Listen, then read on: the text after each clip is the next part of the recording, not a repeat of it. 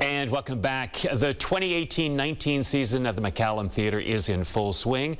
Mitch Gershenfeld, President and CEO, is here with a preview of what's on stage. It's always good to see you. Great to be here. You've always got something good. And I tell you, the show that is coming up soon, Jersey Boys, it's incredible. It's going to run all next week, and it is an amazing show. I mean, when you think about the story of Frankie Valli and the Four Seasons, how they came from nothing and became some of the biggest stars in the world. Yeah. And it's a Broadway show that's run now for, I think, 14 years.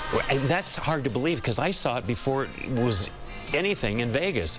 A wonderful show, and the good thing is it's going to be here for a while, and I think it's one of those shows that you see it once, you want to see it again.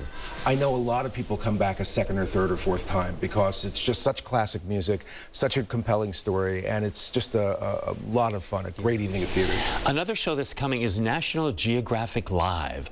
This is one that I'd not heard of before. Nat Geo Live is a series. We're going to do 3 of them throughout January, February, and March. This first one, it's essentially a lecture, but it has the great photography and video from National Geographic. So the first one is a guy named Kobe Boykins, and he is an engineer at the Jet Propulsion Lab, and he works for NASA on the Mars rover project, Curiosity. And he's going to go through all of this discovery of sources of water that may have, provided life on Mars. Wow. Really fascinating stuff. And then the audience gets to ask questions, and it's a really, really interesting thing. We have 3 of them. They're all different subjects, and I think it's a really wonderful thing for anyone and also for families. Yeah. Now, if anybody loves the music of Merle Haggard, the next generation is continuing with his music.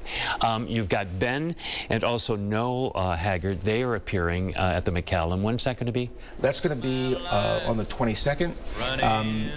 Merle Haggard, we had him at the Mccullum. We got to the intermission of the show. His son was opening for him. Yeah. He wasn't well enough to do the show, so we never had him on our stage. He passed away not long after that. Yeah. Now we have his 2 sons, Noel and Ben, and they're half-brothers, and they will do the music of Merle Haggard with the Strangers Band. So you've got Okie from Muskogee and Working Man's Blues and some really great classic country songs. All right, and I mean, they just they evoke a period of time in country music that I think so. I mean, wonderful. Merle was a legend, and when you look at people like Johnny Cash and Willie Nelson, we don't have a lot of these artists left, and the legacy that Merle left to be carried on by his sons, I think is pretty extraordinary. Yeah. Now, a show that I'm wondering how they're going to do this. The Wizard of Oz is coming. I want to know how they're going to go from black and white to color. Well, I think you're just going to have to wait and see.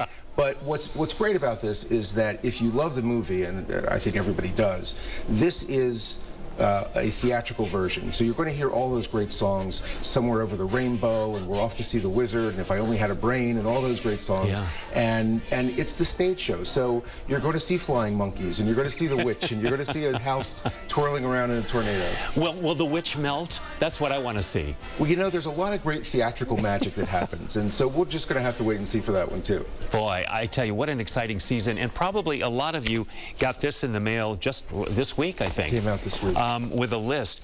You were in New York at, what do you call this? It's a booking conference. It's and what do they do? Performing Arts Association, and it's a trade show.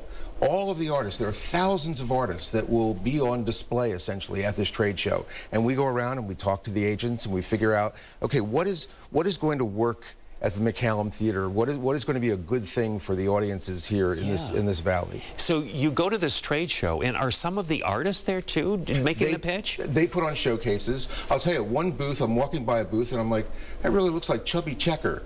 And You're kidding. Sure enough, it was Chubby Checker. Really? So you'll see artists that will be promoting themselves. You'll see showcases of things. I always find some shows at this conference that I don't know about, and I discover them, and then I decide to bring them to the Mccullum, and we found some great shows that way. And I would imagine you have to be astute enough to say, I don't know if it's something that I would go see, but I know that a broader audience would love. I never really program for my own personal taste. I program for the community, and otherwise it would be a very different season and we wouldn't sell any tickets. So, so I always look at what are you saying about your taste? What will the community like? Well, you've got a great lineup for the rest of actually the whole year, and I don't know how you program it that far in advance.